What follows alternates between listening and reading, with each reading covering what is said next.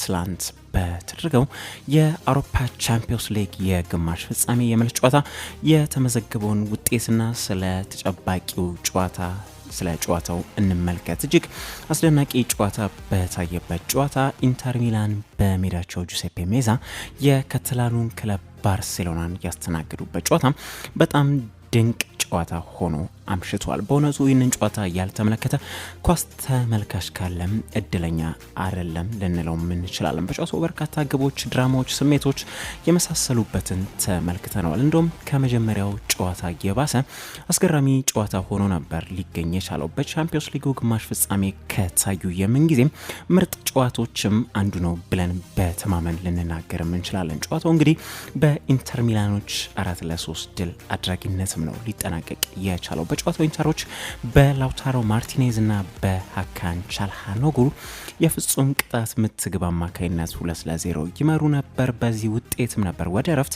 አምርተው የነበረው። ከእረፍት መልስ ደግሞ የማይበገሩት ባርሶች ነገሮች ለውጠው ተገኝተዋል። ኤሪክ ጋርሺያ እና ዳኒ ኦልሞ አስቆጥረው ሁለታቻ ጨዋታውን አድርገው ኢንተርን አስደንግጦ የነበረበት አጋጣሚ ነበር። በመቀጠልም ጨዋታው ሊጠናቀቅ ሲል በ87ኛው ደቂቃ ላይ ራፊኒያ በድጋሚ ለባርሳ አስቆጥሮ ባርሶች ኢንተሮችን በራሳቸው አፈር ቀበሯቸው ተብሎ ተጠብቆ የነበረ ቢሆንም በዚህም ሳበቃ ግን መደበኛው 90 ደቂቃ ሲጠናቀቅ ተጨማሪ 5 የባከኑ ደቂቃዎች ተጨምረው ልባቸው ተሰብሮ ያልቀረው ኢንተሮች በ93ኛው ደቂቃ ላይ ፍራንሲስኮ አቸርቢ ኳስን መረብ ላይ ቀላቅሏት 3-0 አድርጓቸዋል። የሚገርመው ደግሞ የ37 ዓመቱ ተከላካይ ጨዋች አቸርቢ በአውሮፓ የውድድር መድረክ የትናንቱ ግቡ የመጀመሪያው ሆኖም ሊመዘገብለት ችሏል። ግቡን ሲያስቆጥር ለሱ ግቡ የተለየ ትርጉም እንዳለውም ከሁኔታው መመልከት ይቻል ነበር። ማሊያውንም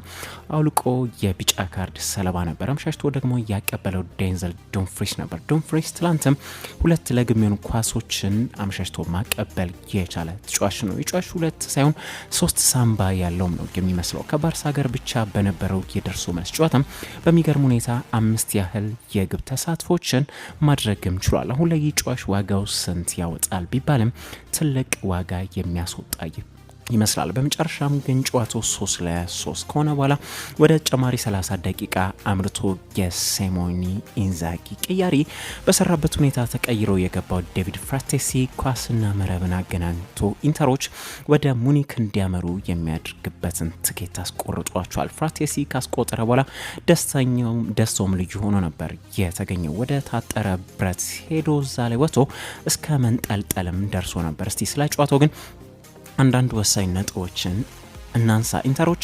በ5-3-2 ቅርጽ ኮምፓክት በሆነ ወይም ጥቅጥቅ ባለ አጨዋወት በሎ ብሎክ ላይ መሰረት ያደረገው ቡድን ነበሩ። ይህ ደግሞ ባርሴሎናዎችን በፋይናል ሰርድ ላይ ስፔሶችን ለመገደብ ነው። ከዛ ኔራዝሪዎቹ ፈጣን ትራንዚሽን ይጠቀሙም ነበር። በተለይም የባርሴሎና ፉልባኮች ትተው ይሄዱ የነበሩትን ስፔስ በአግባቡ ይጠቀሙበት ነበር። በፈጣን ማጥቃቱ ደግሞ ላውታሮ ማርቲኔዝ እና ማርከስ ቱራም ወሳኝ ተጫዋቾች ነበሩ። የኢንተሮች ሚድ ብሎክ ደግሞ ትላንት ከመጀመሪያው ጨዋታ የባሰ ኮምፓክትም ነበር። ሁለቱ ቡድኖች ግን እንደሚታወቀው የመከላከልና የማጥቃት ገጽታ ያላቸው ሁለት የተለያየ ገጽታ ያላቸው ቡድን መሆናቸው ይታወቃል። የኢንተር ዋነኛ ኢላማ ደግሞ ኮከብ ተጫዋች ላሚን ያማልን ማስቆም ነበር። ትላንት በዚህ ተጫዋች አካባቢ ወደ 3 የሚጠጉ የኢንተር ተጫዋቾችም ይኖሩ ነው የነበረው። በነገራችን ላይ ትላንት ላሚን ያማል በሚደንቅ ሁኔታ 14 ያህል የተሳኩ ድሪብሎችንም ያደረገ ተጫዋች ነበር።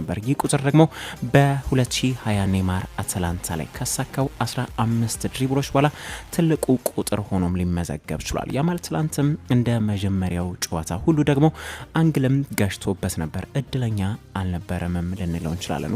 ወደ ጨዋታው ስንመለስ ግን ኢንተሮች በምሽቱ ጨዋታ ማንቱማን ፕሬሲንግ ሲጠቀሙም ነበር። ፕሬሲንግን ስናነሳ ግን ባርሳዎች ትላንት ሃይ ፕሬስ ሲያድርጉም ኢንተሮች ይህንን ለመስበር የተቸገሩ ቡድንም አልነበሩም። ኢንተሮች ፕሬስ ሲደረጉ ኳሱን ወደ ወደ አስደነቀው ግብ ጠባቂያቸው ወደ ያን ሶመር ባክ ፓስ በማድረግ ፓርሶችን በመሳብ ስፔስ ሲፈጥሩ የነበረ ሲሆን ጋርሲያና ዲያንግ ደግሞ መድረስ ባለባቸው ሰዓት በዛ ቦታ ላይ ሳይደርሱ ሲቀሩ ኢንተሮች ብሬክ ስሩ ለማድረግ በቂ ጊዜ ሲያገኙ ይስተዋል ነበር። ግብ አስቆጣሪውን ኤሪክ ጋርሲያን ስናነሳው ግን የባርሳ ፉልባኮች ትላንት ባርሳዎች የሆነ ሰዓት ካምባክ ሲሰሩ ወሳኝ ተጫዋቾች የነበሩ ቢሆንም የኩንዴና የባልዴ ጉዳት ግን ባርሳን በሆነ በኩሉ ጎርቶትም ነው ልንመለከተው የቻለው። ኢንተሮች በመጀመሪያው ጨዋታ እንዳልነው ግን የባርሳን ሃይላይን አጨዋወት በደንብ አጥንተው የመጡ ቡድን ናቸው። ባርሳን ሲቀጡ የነበረውም በዚህ መንገድ ነው። የባርሳ አልትራ ሃይላይን ለራሱ መጥፊያው ሆኖ ነው እንግዲህ ሊገኝ የቻለው። ኢንተሮች በዚህ ጊዜ ሩጫዎችን ያድርጉባቸው ነበር። በተጨማሪም ጥንቅቅ ያሉ ከባባድ ፓሶችንም ሲጠቀሙ ነው የነበረው። ዱምፍሪስና አቸርቢ እንደ ኢንቨርትድ ዊንገር ስንመለከታቸውም ነበር። ባርሶች ግን በመከላከሉ ረገድ እጅግ በጣም ደካማ ቡድን ነበሩ። ምናልባትም ዘንድሮ ባርሶች የሚከላከሉበት አሪፍ መንገድ በማጥቃትም ይመስላል። ስላንት ግን በማጥቃቱም ኢንተሮች በጣም ክሊኒካል የሆኑ ቡድን ነበሩ። እያንዳንዱ የማጥቃት ሂደታቸው ፍሬ የሚያፈራ ነው የነበረው። የሚገርማቸው አድማጮች በሁለቱ ቡድኖች የደርሶ መልስ ግንኙነት ኢንተሮች 10 ኢላማውን የጠበቀ ሙከራ አድርገው 7ቱን አስቆጥረዋል። በመከላከሉ ብቻ ሳይሆንም በማጥቃቱም ደግሞ ሲያገኙ አይምሬ መሆናቸውን ትልቁ ማሳያ ነው።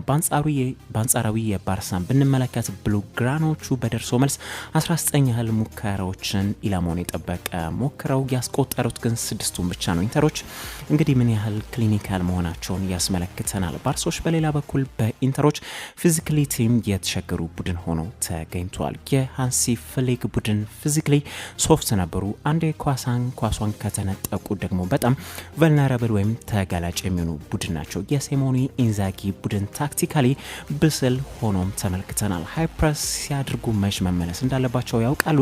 ታክቲካል ዲስፕሊን ከኢንዲቪዥዋል ብሪሊያንስ እንደሚበልጥም ነው ያስመለከቱም። በሌላ በኩል ስለ ቅያሪ እናንሳ። ኢንተሮች መቼስ በጨዋታው በመጀመሪያው የነበራቸው አሪፍነት ወይም ፐርፌክትነት በሁለተኛው አጋማሽ ግን ተዳክመው እንደነበርና የጨዋታውን ቁጥጥርም አተውት እንደነበር ይታወቃል። ታዲያ ሲሞኔ ኢንዛጊ የሆነ ሰዓት የቀየሩት ቅያሪ ፍራቴሲንና ዛይለንስኪን ቀይረው ያስገቡበት ቅያሪ ኢንተሮች ላይ ኦክሲጅን የሰጠ ነበር። ኢፌክቲቭ የነበረ ቅያሪ ሆኖ ነው የተገኘው። በባርሳ በኩል ግን የነበረው ቅያሪ ለምሳሌ አራውሆ ወደ ሜዳ የገባበትን ብናነሳ ቡድኑን ዋጋ ያስከፈለ ሆኖ ነበር የተገኘው። ለኢንተሮች ድል ግን አንድ ድንቅ ሰው ሳናነሳ እናልፍም። ያለ ምንም ማጋነን ኢንተርን ወደ አሊያንዝ አሬና የላከው ግብ ጠባቂያቸው ያን ሶመር ነው። ስዊዘርላንዳዊ ግብ ጠባቂ በሁለቱም የደርሶ መልስ ጨዋታ እጅግ ልዩ ሆኖ አምሽቷል። ትናንትም ቁጥር የሌላቸው በርካታ ኳሶችን ሲያድን ነበር። የጨዋታው ኮከብም ሆኖ ነው ሊመረጥ የቻለው። ለማስታወስ ያክል ኢንተሮች አንድሬ ኦናናን በ50 ሚሊዮን ፓውንድ ሽጠው ሶመርም በ5 ሚሊዮን ፓውንድ ብቻ መግዛታቸው መዘንጋት የለበትም። አስደናቂ ቢዝነስ ነው ሊሰሩም የቻሉት። በመጨረሻም ግን አሰልጣኝ ሲሞኔ ኢንዛጊን እናድንቃቸውና ሀሳባችንን እንቋጨው። ኢንዛጊ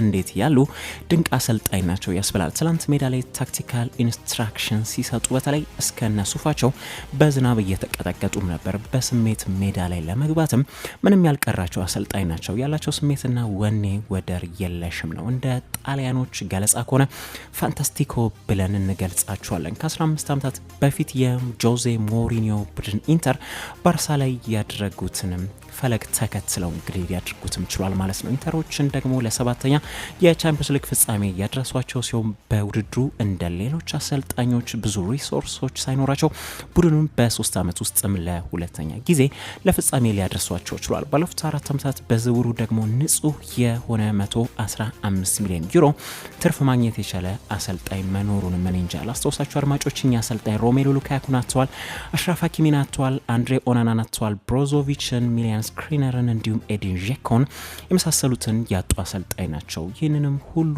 ሆኖ ግን 2 ኮፓ ኢታሊያ፣ 1 ስኩዴቶ ወይም የሴሬ ዋንጫ፣ 2 የቻምፒየንስ ሊግ ፍጻሜ ደግሞ ደርሰዋል። ዘንድሮ ሴሬውንም ለማሳካት ከናፖሊ ጋር በትንቅንቅ ላይ የሚገኙ ቡድን ናቸው። ልዩ የሆኑ አሰልጣኝ መሆናቸው ምንም ጥርጥር የሌለው ጉዳይ ነው። ትላንት ግን ኢንተሮች ውጤቱ የሆነ ሰዓት ተቀልብሶባቸው ወደ ጨዋታው መገባደጃ 3-2 ሲመሩ አንዳንድ የኢንተር ሚላን ደጋፊዎች ከስታዲየም ስታዲየም ለቀው ሲወጡም ለመመልከት ተችሏል። ኢንተሮች በመሞቻ ሰዓት አቻ ሲያድርጉ እነዚህ ለቀው የወጡት ደጋፊዎች አላዩም ማለት ነው። ኢንተሮች ግን አቻ ካደረጉ በኋላ ደጋፊዎቹ ወደ ስታዲየም ሲመለሱም የሚያሳይ ቪዲዮ ለመመልከት ተችሏል። በአጠቃላይ እንግዲህ ኢንተር ባርሳን በድምር ውጤት 7-6 አሸንፈው ለፍጻሜ መድረሳቸውን አረጋግጠዋል። የሁለቱ ቡድን ጨዋታዎች በየሳምንቱ ብንመለከታቸው እንደው የሚያስብልም ነው። ኢንተር በፍጻሜው ግን ወይ ፓሪስ ሳን ዠርማን ወይም አርሰናልን የሚገጥም ይሆናል። ዛሬም እንደሚታወቀው አንድ የቻምፒዮንስ ሊግ የግማሽ ፍጻሜ የመልስ ጨዋታ መደረጉን ሲቀጥል ከሰዓት አንጻር ለመጠቆም ያህል ግን